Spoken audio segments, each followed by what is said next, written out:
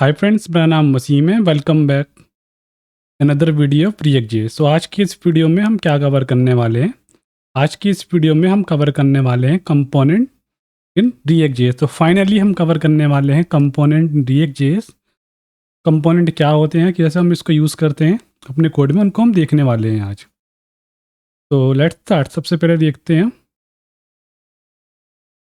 React component basically हैं क्या। इस वाले डिज़ाइन में आप देख सकते हैं कि रिएक्ट कंपोनेंट,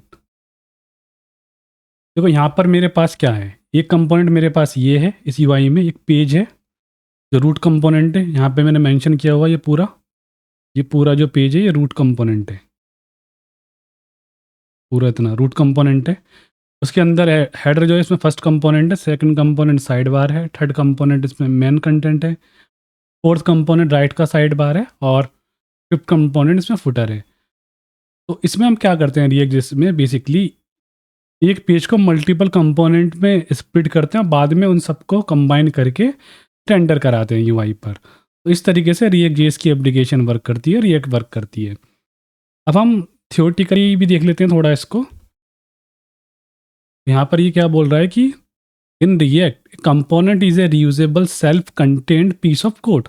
जैसा कि अभी हमने लास्ट डायग्राम में देखा, that represent part of a user interface, UI का पार्ट है ये बेसिकली।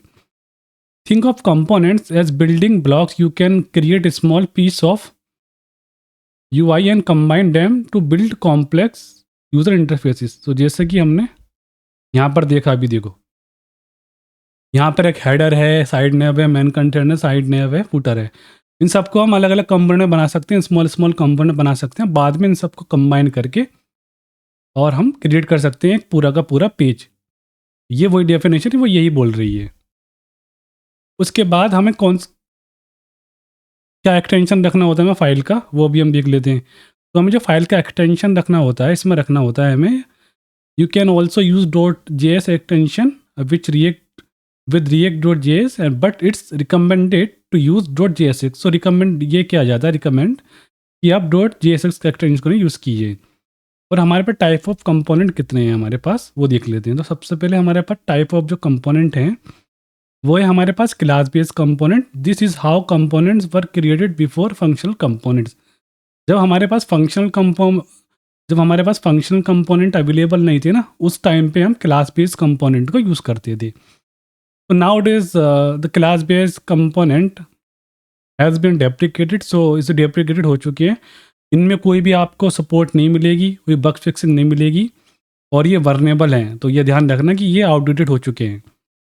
अब इनकी जगह किसने ले लिए, इनकी जगह ले लिए फंक्शनल बेस्ड कंपोनेंट्स ने। तो this is a modern and recommended way of writing react.js components. We will use functional component in this course. So कोई भी कंपनी में जहाँ पे स्क्रैच से प्रोजेक्ट बनना होगा, आप देखेंगे आप कि वो फंक्शनल बेस्ड कंपोनेंट यूज़ करते हैं।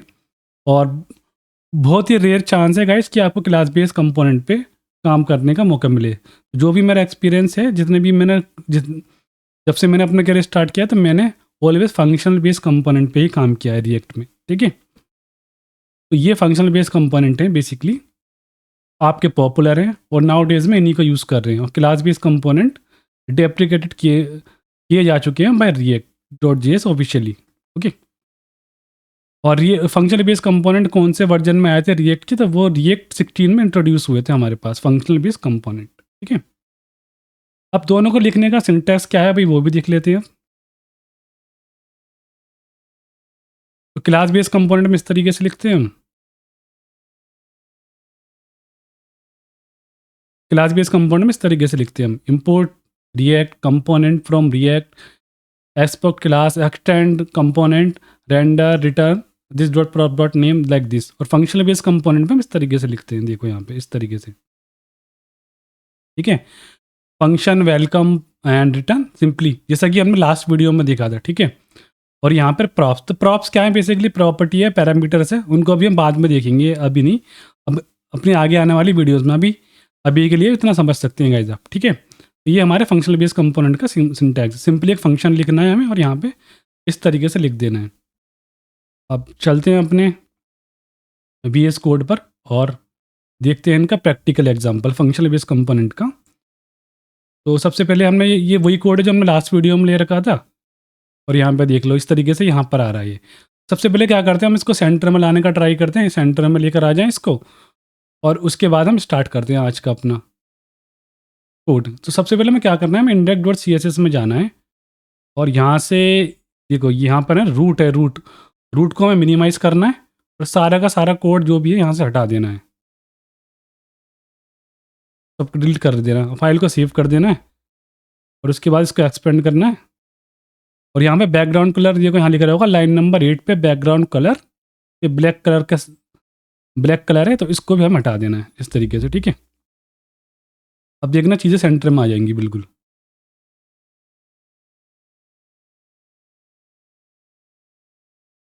और हम एक काम कर सकते हैं, अगर चाहें तो हम एक काम करते हैं, हम पूरे को ही हटा देते हैं, पूरी फाइल को ही हम हटा देते हैं यहाँ से। देखो ये बाहर लगा ना, सही है, पूरी फाइल ही हटा देते हैं, index dot C S S का सारा कंटेंट हमने हटा दिया, ठीक है। अब देखते हैं कि ये हमें कंपोनेंट की ज़रूरत पहले पड़ती क्यों है, पहले तो ये देखते हैं हम। तो सबसे पहले यहाँ पर हम क्या क्रिएट कर सकते हैं, हम यहाँ पर एक क्रिएट करने वाले हैं कार्ड। यहाँ पर हम लेंगे एक इमेज, और यहाँ पर हम डालेंगे लाइक H1 दे देते हैं हम,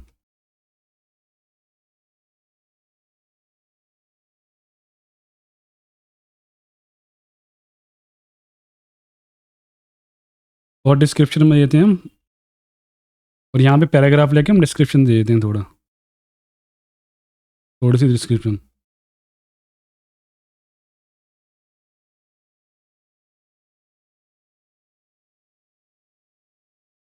यहाँ पे थोड़ा हम लोरम इप्सम का यूज़ कर लेते हैं, इस तरीके से लोरम टाइप करेंगे। अब ये इस सारे का सारा कंटेनर लिख सकते हैं इस तरीके से, ठीक है। अब देखो यहाँ पे जैसे हम यहाँ पे जाएंगे, अब मैं रिफ्रेश करता हूँ तो ये लोगो नहीं आ रहा है हमारे पास,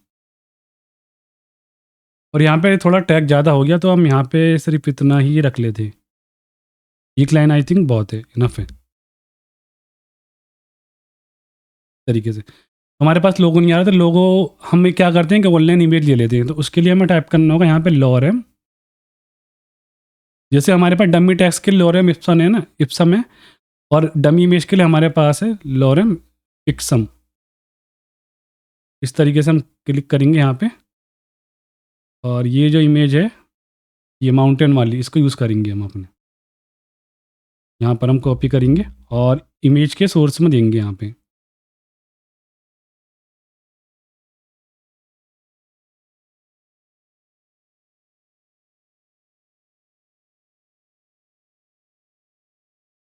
ठीक है, और फाइल को सेव कर देंगे, और इसे क्लोज करते हैं। तो ये इस तरीके से आ गया हमारे पास, देखो कंपोनेंट।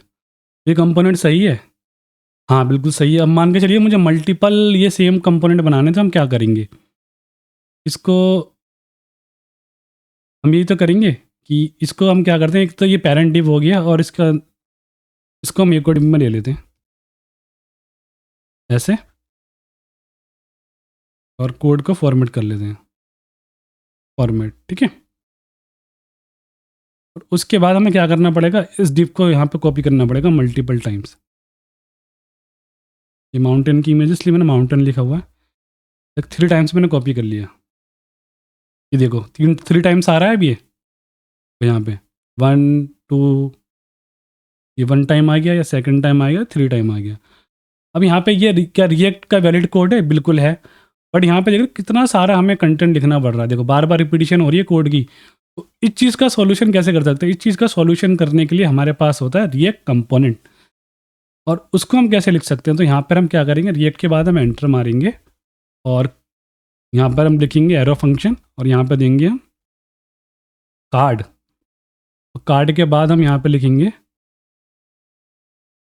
और ये जो हमने कोड कॉपी किया था ना, यहाँ पे करेंगे हम रिटर्न करली पैरेंथेसिस, और इसके अंदर हम पेस्ट कर देंगे, और फॉर्मेट डॉक्यूमेंट कर लेंगे। यहाँ पे हम फाइल को सेव करेंगे। अब देखो यहाँ पे मुझे क्या करना पड़ेगा, इस कार्ड को कॉपी करना है, वो सारा का सारा हमने एक एरो फंक्शन बनाया, यहाँ रिटर्न लिखा, वो सारा का सारा कोड हमने इसमें पास कर दिया कार्ड में, ठीक है। अब यहाँ पे देखो, अब यहाँ पे मुझे ये सारा का सारा तो मैं क्या करूँगा, सारा का सारा जो भी कोड है वो यहाँ से हटा दूँगा। ठीक है? और मैं इस कंपोनेंट को इस तरीके से यूज़ करते हैं, एंगुलर ब्रेसिस, और उसके बाद कंपोनेंट का नाम है हमारा कार्ड और एम्प्टी स्लैश। 3 टाइम्स मुझे यूज़ करना है, तो 3 टाइम्स इसका मैं यूज़ कर लूँगा। ठीक है? अब यहाँ पे देखो यहाँ पर अभी भी मुझे सेम आउटपुट मिल रहा है, 3 टाइम्स ही मिल रहा है, 3 times image, 3 time heading, 3 time description. वो किस वजह से हो पा रहा है? वो इस वजह से हो पा रहा है कि हम यूज़ कर रहे हैं कंपोनेंट, तो ये कंपोनेंट की पावर है। अब इसका बेनिफिट यहाँ पे क्या हुआ? इसका बेनिफिट यहाँ पे ये हुआ कि हम जो भी रिपीटेटिव कोड लिख रहे थे ना, देखो ये कोड रिपीट हो रहा था, ये कोड बार बार लिख रहे थे, हमें बार बार नहीं लिखना पड़ रहा, सिर्फ हमें कंपोनेंट का नाम देना पड़ रहा है। देखो 3 बार मैंने कंपोनेंट का नाम लिख दिया, कोड भी रिपीट नहीं हुआ हमारा, और ये हमें जो हमें डिज़ायर आउटपुट था वो मिल गया। तो ये पावर होती है रिएक्ट कंपोनेंट की। ठीक है?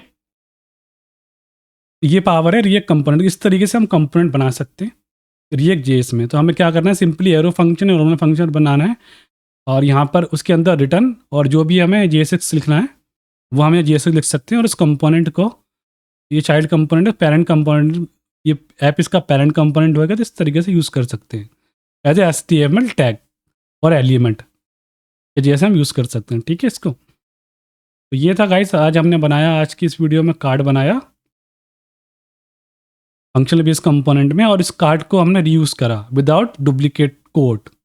ये पावर होती है रिएक्ट जेएस कंपोनेंट्स की। ठीक है? तो ये था आज की इस वीडियो में। सो आई होप गाइस आपको वीडियो पसंद आई होगी, तो वीडियो पसंद आई होगी तो चैनल को सब्सक्राइब करें, वीडियो को लाइक करें और कमेंट करें। Bye guys.